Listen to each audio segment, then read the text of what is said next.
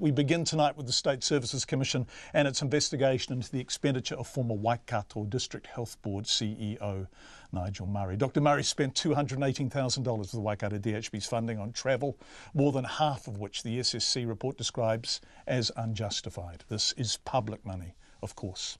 State Services Commissioner Peter Hughes said Dr Murray's conduct fell short of what is required of a state sector leader. He was putting that politely, I think, and he would have fired him. The man whose oversight of Nigel Murray is also addressed in the report is the DHB's former board chair, Bob Simcock.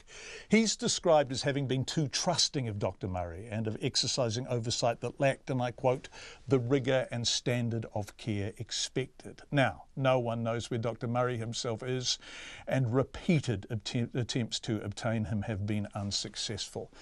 But I spoke to Bob Simcock this afternoon and asked him what he thinks of the SSC report. Look, I think quite clearly they've identified that Nigel Murray behaved in ways that are totally unacceptable, and we absolutely understand and agree with that.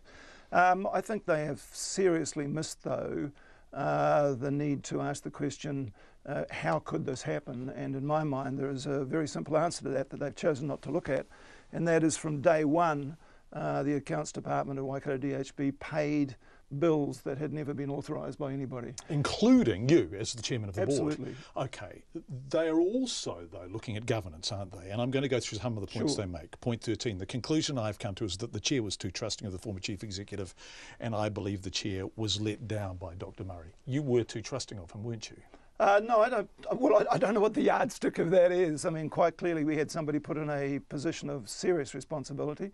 He failed to meet those responsibilities, so in that sense you can say absolutely we were too trusting. But in terms of the implication that he had free rein or whatever, that's simply not true. All of the expenses that were brought to me that I authorised were justified. The fact that there were a number of expenses charged and then paid by the DHB without my having any knowledge of them, I'm not sure how that relates to being too trusting. Why didn't you have knowledge of them? Look, if somebody is sending a bill in without it being authorised, you have a right to assume that the system won't pay it. And that's the one thing that the review or the inquiry does in fact accept, but then fails totally to go into how did that happen? Doesn't that speak to point 11, the chair's oversight, that's you, of Dr Murray's expenses lacked the rigour and standard of care expected? Well, they're certainly drawing that line. I reject that thoroughly, because the things that were brought to my attention for expenditure, I only authorised things that I believe were justified business of the DHB. You also authorised some things after the fact, didn't you? Absolutely. But that is highly unusual. No, it's not highly unusual. If you talk to chairs of a number of government agencies, you will find that's extremely common. And there's a really interesting discussion to have whether that's a worse thing to do or a better thing to do. But the real driver of that is that the chair of a DHB is a part-time person who generally, and certainly in my case, doesn't sit in the office at the DHB. A chief executive of a very large organisation like that, it's a $1.4 billion organisation, is going to be travelling. It is just simply not realistic to expect all of those expenses to be signed off in advance. No, but yours is a governance role, isn't it? That's the reason you're there. That is the reason you are chair.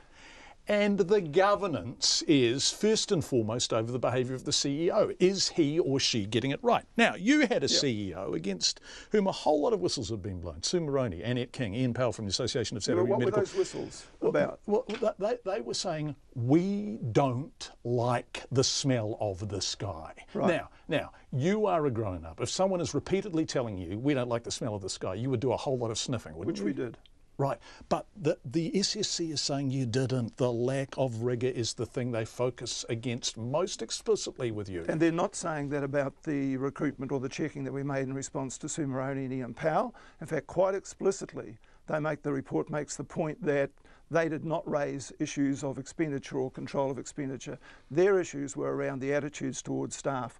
And we did, after they were raised, actually go back to a number of referees and check those issues with them, and none of them actually confirmed what we were being told. Okay, so let's set them aside. What about the concerns that were very clearly coming out of Canada, albeit implicit rather than explicit as far as I'm aware? This is a man who left Fraser Health in very peculiar circumstances. He left as a highly critical report was was about to come out, he left unexpectedly and he left with no severance pay. Now, he was your CEO, and I know if I was you, I would have been watching him like a hawk. So what we did at that time is go to the person who initiated that review, that inquiry, and asked explicitly of him whether there are things in there that we should be aware about Dr. Murray. And he said that in fact the review did not hold any blame to Dr. Murray. The explanation for the outcomes of the review were that there had been very rapid growth in Fraser Health in their catchment, that funding hadn't kept up. The evidence of this is they were putting in another, I don't know, $50, $80 million or whatever. We asked, would you employ him or keep him in employment? He said, absolutely. If he was not choosing to leave Canada now, we have a job for him in the Ministry of Health in British Columbia. Who said that to you? The head of British Columbia Health. Okay, and what did you subsequently find out? What have you subsequently found out about the circumstances in which Nigel Murray left Fraser Health? What we've found out, and only very recently, and by the most curious of circumstances, what we've found out is that his chair fired him on the 24th of May, which was probably 3 weeks before I had that conversation with the head of health in British Columbia, and he did not alert us to that, and neither did anybody else. How did you find that out?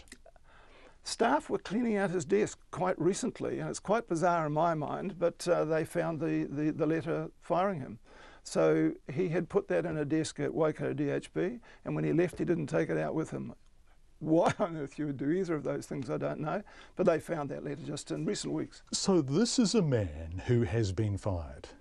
You call somebody you might reasonably expect to know he has been fired. Absolutely. And he provides him with a ringing endorsement. Absolutely. What do you make of that? Look, I cannot understand how that can happen. Isn't this Canada thinking, thank God? Maybe. But he's off to New Zealand, yoo-hoo! It may be. But again, we spoke to his chair, who had left the role probably 3 or 4 weeks before this. We spoke to people who he employed. We spoke to a senior clinician up there. And all of them, and we spoke to all of his previous employers in New Zealand, all of them spoke of him in glowing terms and said we should grab him. Okay, we're moving around at a rate of knots. But so let's look at the circumstances in which he left Fraser Health. And if what you say is true, he was fired, and if what we can conclude from that is that that information was withheld from his future employers in New Zealand, that is absolutely disgraceful. Weren't you effectively doing the same thing by negotiating a resignation? In other words, weren't you prepared to see this guy go quietly too? No.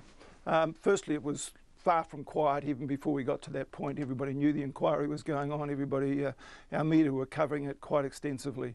The State Services Commissioner has made it clear what his view of resignations and firings are. Really explicitly. And quite explicitly. And I understood that in advance, and so did the board, and so did the lawyer who was giving us advice. The thing that I have to say to the State Services Commissioner, he wasn't in the room when he heard that advice and heard the reasons. So what he says in his statement is that on the information that I have, well, the reality is the board was aware that his preference would be for a sacking, but the advice we received is that that would create serious risk to the DHB. Were you prepared to let him go silently to see the back of him? No.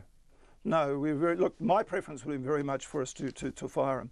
Part of the reasoning, but not the primary reasoning, but part of the reasoning around this was that we had a draft report that I'd initiated investigating his activities.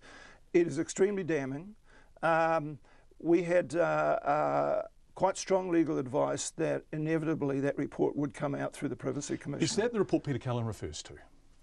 Peter probably does. So we understand that Mr. Omler has received a copy of, and then it's redacted, draft report. We have previously expressed the view that the report was part of an employment dispute and settlement process and is a confidential document which should not have been received by Mr. Omler. Now, Mr. Cullen says this report was to be destroyed as part of a settlement agreement. No, that's not true. That is absolutely not true. The settlement agreement quite explicitly states that it will be withheld within the law. In other words, if there's a legal obligation for us to make that available, we will. Cullen should be fully aware that draft report is held by the solicitor who did the work. What did that report say? It's an extensive report. Is it more damning of Nigel Murray than the SSC has been? Probably in much more detail. Probably quite clearly stating that he is an unreliable witness in the mind of the investigator. Can we hover above this, Sure. drone-like, and look down at the kind of other discussions that were taking place in the health sector at the time? By this stage, we were looking at DHBs who were trying to achieve efficiencies and seemed on the face of it to be under enormous pressure to come in on target. Absolutely. And were increasingly failing to do so. This was yet another bad news DHB story. Sure. Did you feel implicitly or directly pressure from the minister or the ministry to manage this away as quietly as you possibly could? No, I don't believe this got into that zone at all. Certainly all of the description you've given is absolutely correct. The DHB is under immense pressure. There are constrained finances, whatever the number any government puts in place, it's constrained, and in my view is unlikely to solve the problems that exist within the health sector. But no, I didn't feel direct pressure to make this go away in any way at all. Let's look at some of what this was when you say make this go away. And I'm really fascinated by those trips overseas at the end of 2016. Vancouver and San Francisco, September 2016. Los Angeles and New York and Montreal, October 2016. Canada, November, December 2016. There's one trip there. This travel was recorded as part of professional development and the completion of a research project. Was he doing either? The evidence would suggest not. And when he was doing this travel that was not unauthorised, he had no right to do, was not related to work, and it is an extraordinary sum of money, who was he travelling with and who was he travelling to see? We know that at least on one of those occasions he was accompanied by another woman. Did the DHB pay for that? There was one charge, the one that broke the camel's back for some of the staff, senior staff, after having tried to work with them and resolve these issues and so on, I understand was a trip back from the States where he traded in his fare and then bought a fare for a companion. So presumably he had a business class or premium economy or whatever. He had a premium economy. And he traded in for two economies. Traded in for two economies and charged those to the DHB. There was a story and explanation given for that. That explanation just doesn't make sense anymore. Does anything make sense anymore? Not a lot of it. Not a lot of it. You know, so in the two of those trips into Canada, there was a hire car hired when he arrived. He came back to New Zealand. While he was back here, the hire continued. He went back to Canada some weeks later. The hire continued. He came back to New Zealand.